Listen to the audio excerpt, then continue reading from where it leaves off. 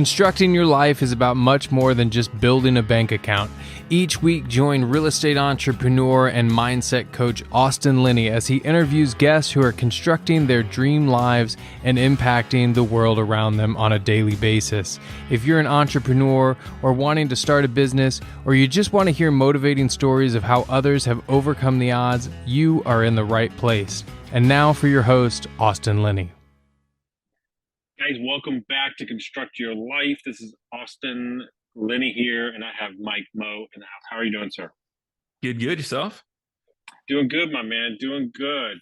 So we were jamming on here a little bit, and he knows Anthony. All y'all know Anthony's been on my podcast many a time, so I already know if he knows Anthony, we're good. And more importantly, Jake and Gino, guys. I got to tell you a fun story about the first Bigger Pockets episode I ever listened to was Gino and Jake's, all right? Nice. And I spent 20 years selling wine in high-end hotels and hospitality. My entire dream, my entire life was to own a restaurant. And because of that podcast, I lost that dream. 2 years later, I was in Nashville and I ran into Gino and I walked up to him and I said, "Hey man, I really appreciate you saving my soul and my money and not opening a restaurant and getting into real estate. So thank you so much." Yeah, that's awesome. Sometimes the best advice somebody will give you is what not to do and what not to buy, right? 100%. So what I like to do with my guests is kind of start their story and share it where they want to, and we'll go from there. Yeah, absolutely. So I guess would be considered like a retail and corporate dropout, turned real estate investor, financial freedom advocate, really passionate about financial freedom and that whole side of the world. I should say dropout, maybe I should say graduate, since I kind of left that side of the world behind. But it kind of all started like 10 years ago.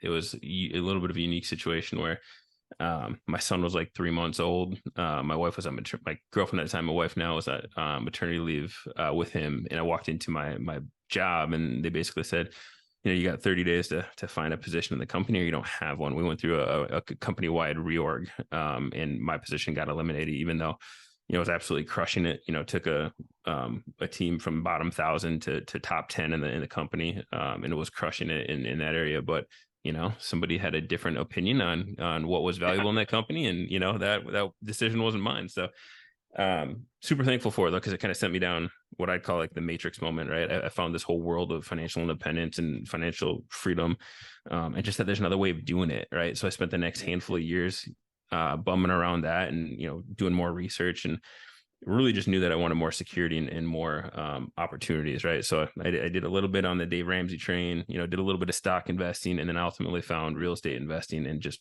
fell in love with it. So started researching kind of different avenues with that. Bought my first deal in 2018. I joined up with the Jake and Gino crew, like you had talked about, and kind of game changing there as well. Working with people who have done thousands of units and just kind of opening up your eyes to what is possible and kind of how to shape deals and how to look at deals, right? And then went and bought a 24 unit, a 28 unit, 8 unit, and now 77 unit. And along those lines had left the corporate world because of, some of the passive income that was coming in. And here I am, I don't know, 10 years later after that matrix moment, if you will. And do you have partners in those deals or are you running them yourself? Yeah, so we've purchased them all sorts of ways, from 100% my own to joint venture on a couple of the deals with a few other guys, and then syndications on the 28 and the 77. So raised capital on those, and primary asset manager for those deals as well. So the day-to-day is obviously handled by the property manager, but the larger strategic vision, if you will, and kind of the guidance of the property manager is what I do on those properties. And I think one of my things that I always talk about all the time, especially with young people, and you somewhat did that, but it seemed like you have a long-term vision on it. I think the biggest issue with real estate investing is so many people are trying to invest to get out of something, or they're investing to a home run instead of investing in something to enhance their life. And I think when you change the scenarios, it makes you look at deals maybe more long-term. It allows you to stack, like you said, 24 or 70, like you're not like, oh, we went and bought a 500 unit and we're figuring it out. Like that's probably going to come, but you're it sounds like to me that you're comfortable kind of letting the progression and go where it goes. Yeah, for sure. And I can see why people think that, right? Or why they see the need to go after that home run right off the bat. Because I almost didn't invest in real estate because I was, I'm a big spreadsheet guy. So I was, doing the math, and I'm like, okay, if I can get a couple $100 off this deal, well, I just saved for, 2 years to get this 55 grand to put into this deal, and took a HELOC on my house. Right. So I'm like, all right, if I do this 2 or 3 times over the next couple of years, like, it's still not going to move the needle much. So is it even worth doing? But what you can't put on a spreadsheet is, that first deal sets in motion a lot of other things, just the cash flow. Like, obviously you learn a boatload during that first deal, and you get sharper, and you get different thoughts on how you can navigate. And then it just puts another chess piece on the board, right? So, like, it's not a linear thing where you're going to buy one deal and you're going to save money and buy deal 2, but like, you learn things, you meet people, and you get smarter during those first 2 deals. It's exponential growth. It's like a hockey stick, right? But a lot of people look at it and say, well, a couple $100 a door, and I got to save up, 50, 60, 70 grand, whatever that is, to do it. I'm never going to get there. But it doesn't work like that. It's not a linear progression with the growth. It does happen, and a lot more exponentially. No, 100%. I mean, I think, the first 3 deals I did, one got given away from a divorce, and then the other 2 were sold. And yeah, I bought them right, and they executed right. And the money is relative, but the act of having a thesis, executing on it, working through it, and then exiting that thing gave me the confidence to go buy businesses, to go do hotel deals, bigger deals. And so, yeah, on paper, you might not have that money anymore or whatever, but the confidence from executing from start to finish gives you the ability to go reach for that next one, and so on, and become a value add, to be honest with you, and the team, whether it be syndication or with the partnership.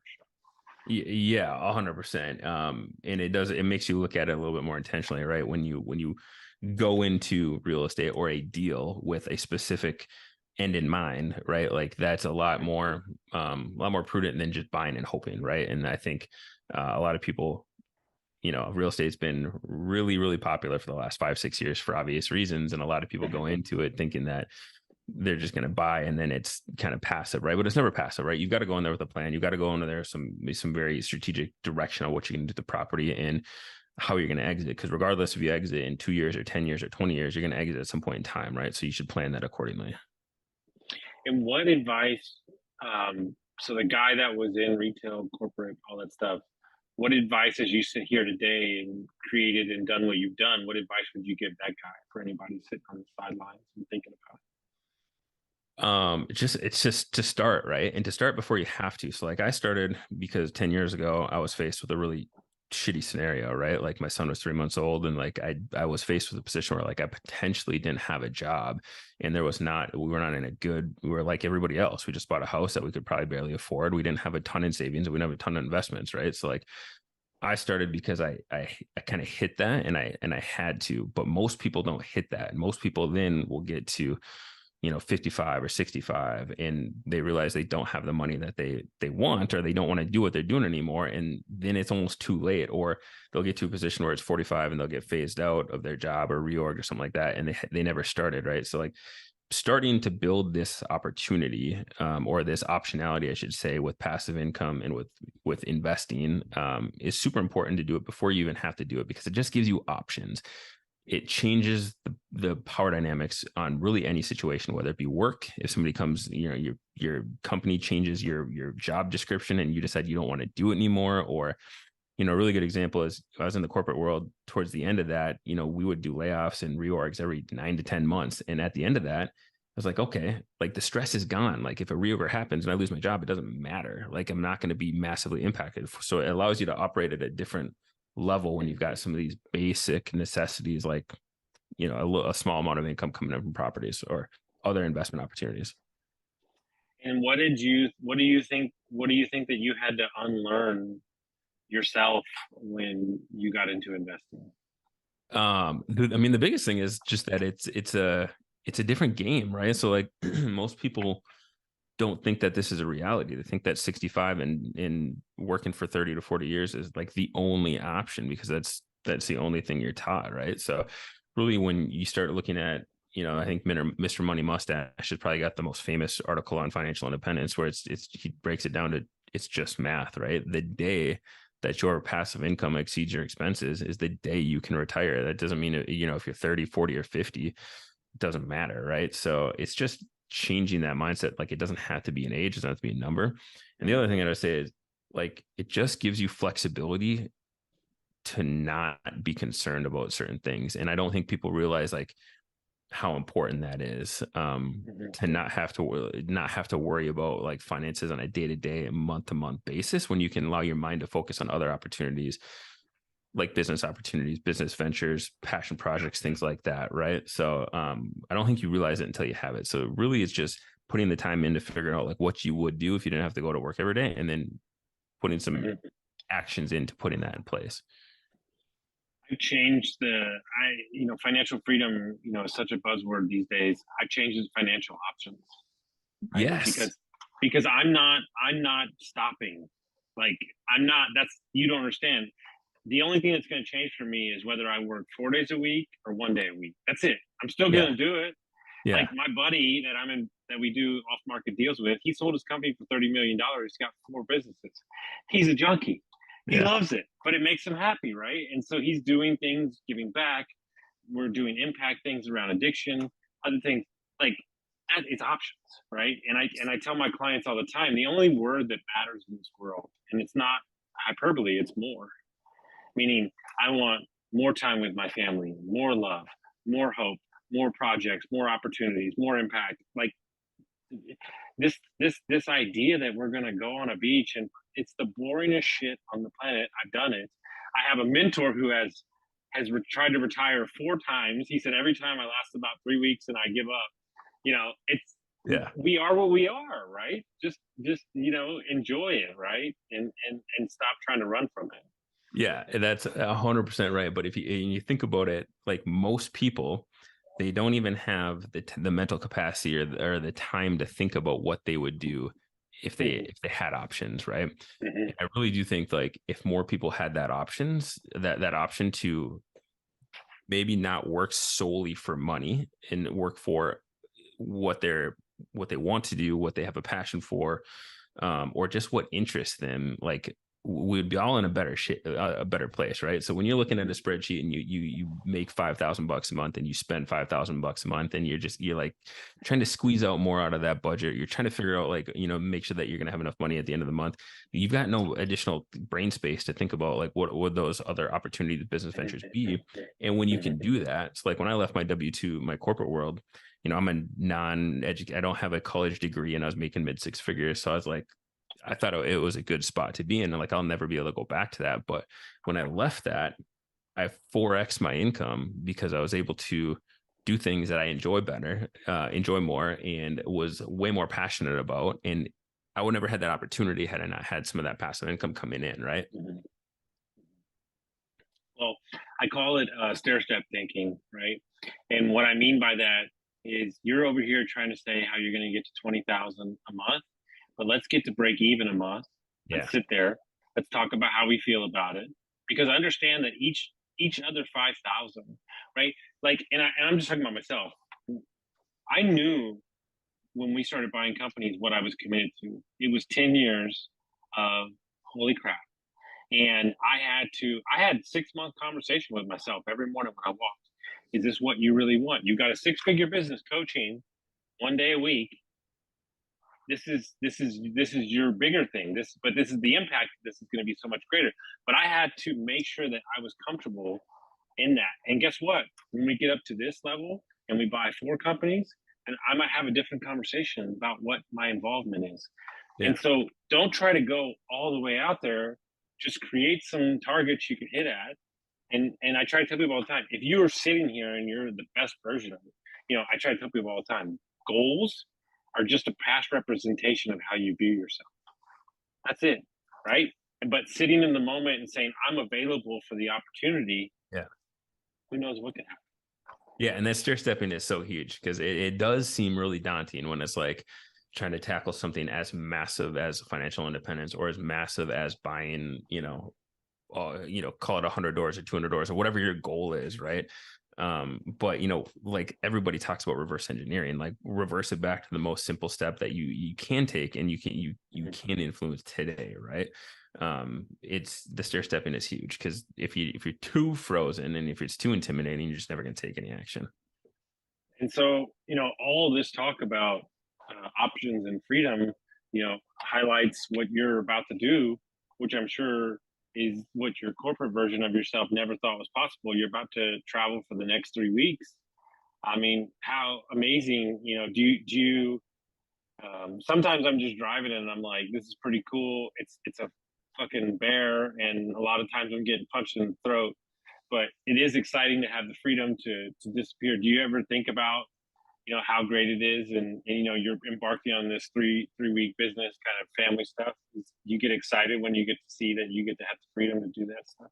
Yeah, totally. It's but in our corporate world, right, it's like you take a day off because you're sick or you're dying, and it's like you get chastised like left and right for it, right? So to be able to take, like I said, 3 weeks out of October off, and we never truly unplug, right? That's kind of the downside of being an entrepreneur, a business owner. But if we've got certain people and systems in place, we can get away for a good amount of time. And yeah, just super fortunate and super grateful to be able to do these next 3 weeks in different areas of life and different areas of the country. That would never have happened 4 or 5 years ago. It just wasn't even a reality, right? Because you can't blow those 2-3 weeks of PTO off all in 1 month, right? Because you don't for the next 12 months you don't have any days off.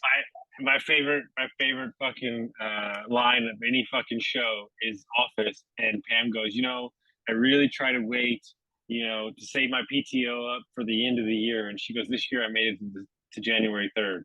Yeah. and like, but to highlight this, we played in a charity golf tournament on Friday down in Pittsburgh, or Monday down in Pittsburgh. The guy that was partnered with us, I hear somebody yell out his name from there was 200 people there, right? Big charity thing. And he goes, what the fuck are you doing here? And they were talking, and he said, yeah, I got an out of office thing. And he came back, and I was like, what the fuck was that? He goes, that's my boss. He goes, my boss didn't know I was going to be here. And I was like, oh shit. I was like, oh God, he was like, screw this guy. He's like, this is ridiculous, And he goes, they know I play this every year, but it just cracked me up because it showed the disconnect in communication, right? That the boss didn't even know. And the biggest thing for me is I'm just a terrible employee. You know what I'm saying?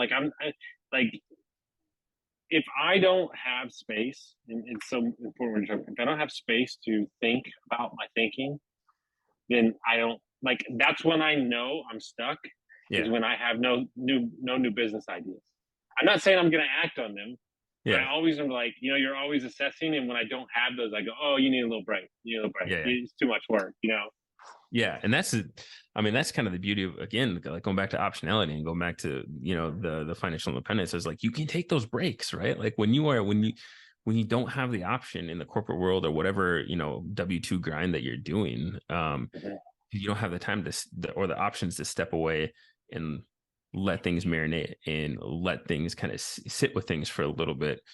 It's just different, right? You get no chance to marinate on these bigger ideas and these bigger things that you want to do. But in our world, I'll block off time on a weekly basis, an hour, 2 hours, 3 hours, just to journal about ideas or business ventures or things that I need to put more time behind, right? And you just don't get that opportunity in the W-2 world. So, if anybody's looking to start whatever it is, investing or changing their thing, what's some tactical, ground level stuff that they can do just to kind of get the ball rolling in the right direction?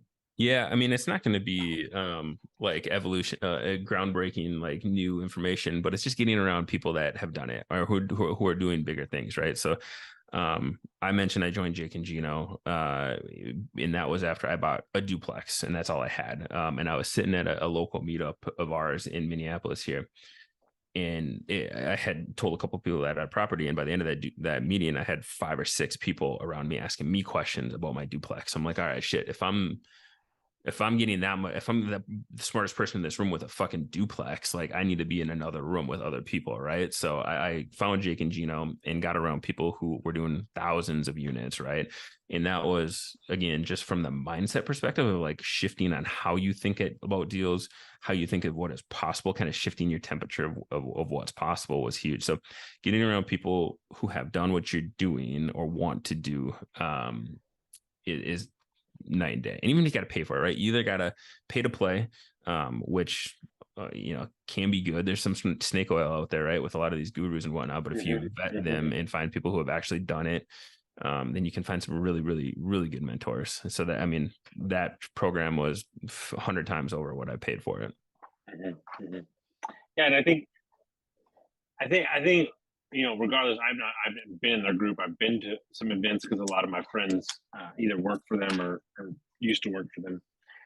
And I would say one of the things that I love most about their group is the connectivity to community, right? Yeah. It's like one of the things I heard somebody say is like, you're not paying to listen to me talk.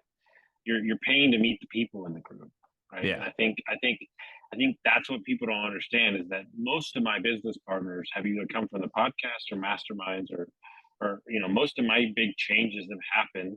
And for the last year and a half, 2 years, I haven't been in one because I'm just not in that life. I have 6 business partners and they keep me pretty, it's like our own little mastermind. So we're good, right? But I attribute my big ideas, my big shifts, all to those groups. It's so important. And even if you have a coach or don't have a coach or whatever, just get somebody that's in your corner that's going to support you and push you forward. And because whatever your goal, the number one thing I do with anybody I meet, doesn't matter if he's the fucking busboy, whatever your goal is, I'm going to double it. Yeah. Because whatever you think it is, it can be way more. You just don't know. Like, I interviewed a guy today. He swims like English channels and shit. And he swam like 13 hours. Jeez. And he's like, oh, I was getting stung by sharks and fish. And he's like, I've got 5 more over the next 3 years. And I'm just like, what? Like, what the fuck? And you hear that, and I'm going to watch it. It's like, he has a documentary coming out, right? And I'm going to watch it, and I'm like, I know. It's like, did you watch Iron Cowboy? No. So this guy did 100 Ironmans in 100 days. Good Lord. I mean, you're like, what? And then before that, he did an Ironman, 50 of them in a different state every day, 50 days. Oh yeah. I did see that. Yep. Yeah, and you're just like, you watch that, you're like, huh, what? Like, and so when you watch stuff like that, or you get around people that do those things, I remember, same as you, I got around people that had 40, 30, 70 Airbnbs, 1,000 units, 12,000 units, and you're like, okay, great, this is amazing, right? And it just pushes you to think, okay. And I remember what it was. It was a Jake and Gino trip, and this guy had 300 units, and he bought a 1,350 unit portfolio. And they go, why did you do it? You only had 300 units. He goes, because I figured, whatever. And you're just like, and you just heard that answer in front of 60 people. And I'm like, what? Yeah. And you realize, like, in that day, I was like, okay, like, it's like, whatever, and so it really, those moments inspire you. And you almost get both of it too. You get like the mindset and like the what's possible side of it, but you also get the real tactical, right? So like with Jake, and like this is not a nonstop plug for Jake and Gino, but they were very pivotal to my journey. But I had a one-on-one coach that I met with weekly who had 1,000+ units, right? So instead of like trying to fuck my way around Bigger Pockets and Google and try to figure out how this stuff was, it was a live one-on-one, like, okay, how are these typically structured? How are you, like, from a capital raise, like, how do you do this? How do syndication attorneys work? And then obviously when we put a deal on a contract, we actually brought somebody on our team who had done it too. So we get a little bit more of that, but like the one-on-one, like real tactical, here's best practices, here's what to think about. Did you think of this? Is just game changing versus trying to sift through. It's like if somebody came to me now and they're like, hey, what would it be like if you got sued and talked to the FBI in the same week? I said, oh, I can tell you. It's like, but it's like now, like, I wouldn't have known if you didn't get in the arena. So having those people in your life, it's like, dude, no, do this, don't do that. right? And it's like, man, talk about shave years off shit. I mean, you know, there's only Yeah, so many books you can read, right? There's only so many totally. podcasts you can listen to, Yeah. right? Yeah. And there's so many people, and I was guilty of this for I don't know, a year or two, but like looking for the silver bullet in the next book, and thinking that the next book's gonna have the answer. But at the end of the day, like a lot of these are the same stuff, just regurgitated in different ways. Mm-hmm, Right? So you've got to take mm-hmm. action at some point in time, and you've got that person to help push you when they can call you on your bullshit and say, well, you probably know enough where you need to get your feet dirty or your hands dirty, so. I love that. Mike, if people want to connect with you, they want to follow up, how would they do that? Yeah, anyway. So Mike at Mike Moe, REIMikemoe REI on Instagram. Mike at superiorcapitalgp.com is my email, or text and calls always good too. 218-310-5947. Always happy to jump on a call with investors, or people that are just looking for financial freedom, or like we're looking for how to take the next step. It's sometimes it can be a little daunting. So always happy to chop it up with people like that. I love it. Guys, if you got some value from this episode, send it to a friend, and we'll see you next time.